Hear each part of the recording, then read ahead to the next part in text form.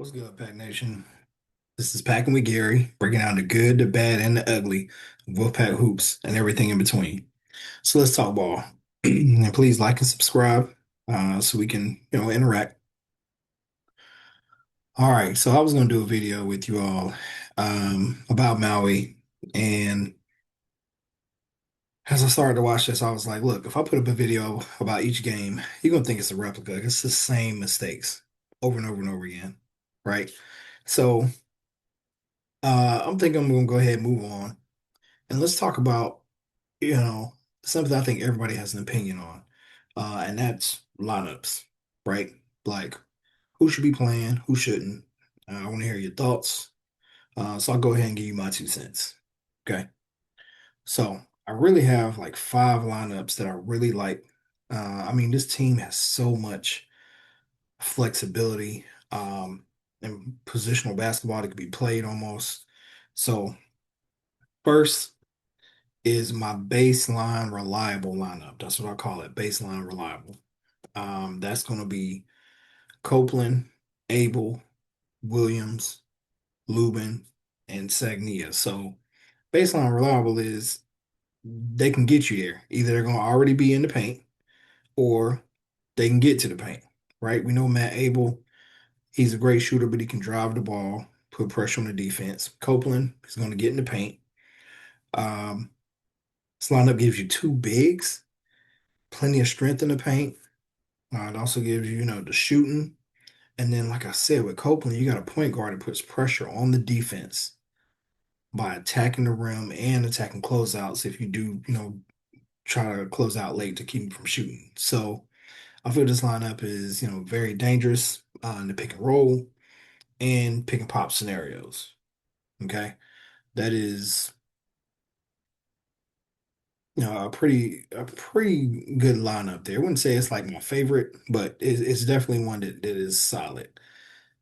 Second is probably one of my favorite lineups. I call it the Skyline Five. All right.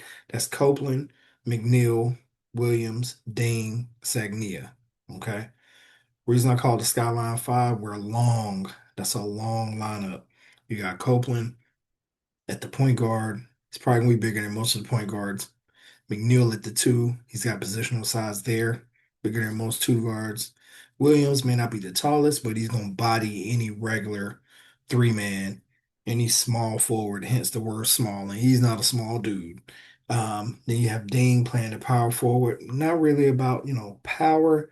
Um, Probably going to be, weight-wise, a little lighter than a lot of the power forwards that you come across in ACC, but how many can just step out there and shoot it like him? I mean, they call him Clip, so hey, I feel like he's going to be, at 6'9", having nice size there. He's not going to be undersized height wise or length. And then you got Sagnia playing the five, which he'll hold his own against a 7-footer, so not really concerned there. All right, so that's my Skyline five. Then we get to the Splash Pack. See what I did there? Splash Pack. All right, so Splash Pack, you could also call him the sniper team. That's going to be Holloman at the point, McNeil playing the two, Abel at the three, or you can switch those two as long as you have them both on the court at the same time with Williams. And let's put Ding at the five. Now it's a risk. We putting Ding at the five. All we need him to do is the defensive rebound a little bit. This squad, this particular lineup is playing no D. I know that. Um, but it's fine.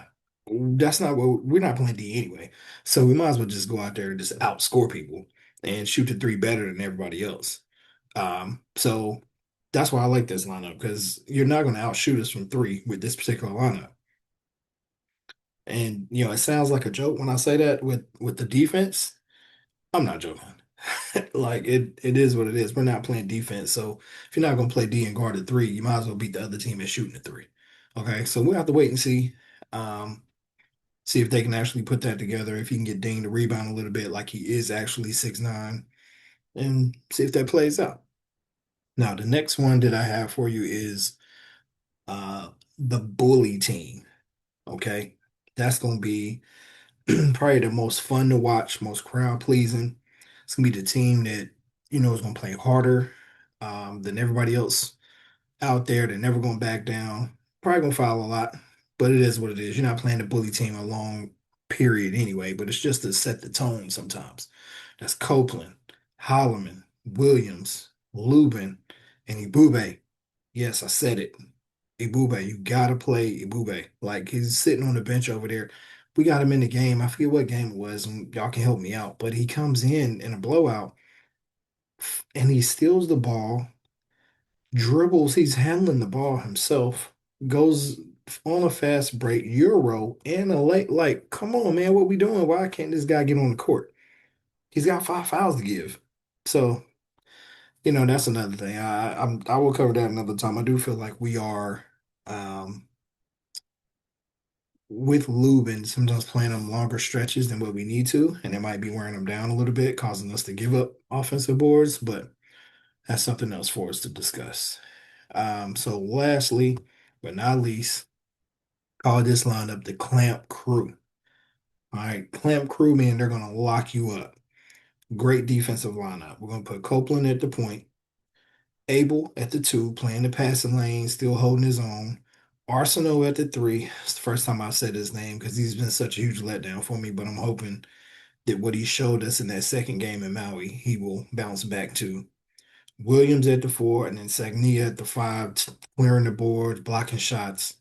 This is our best defensive lineup. Like, I mean, it may not be the best defensive lineup of like compared to other teams, but for us, this is gonna have to do. Um, and, I feel like if we can get Arsenal playing to that level, you still have, decent offense. You got Williams, you play through him on the offensive end. Abel, we know will give you something, and Copeland can do what he does sometimes. We have to take the turnovers with him. He's in pretty much all of my lineups because I feel like his value is so huge that with the turnovers we can deal with that. But that's my 2 cents on that. So I want to hear from you. Um, I want to know who you think should be playing and why. Leave your comments. We'll talk about them in the next video. I want to thank y'all for watching. Remember to subscribe and go Pack.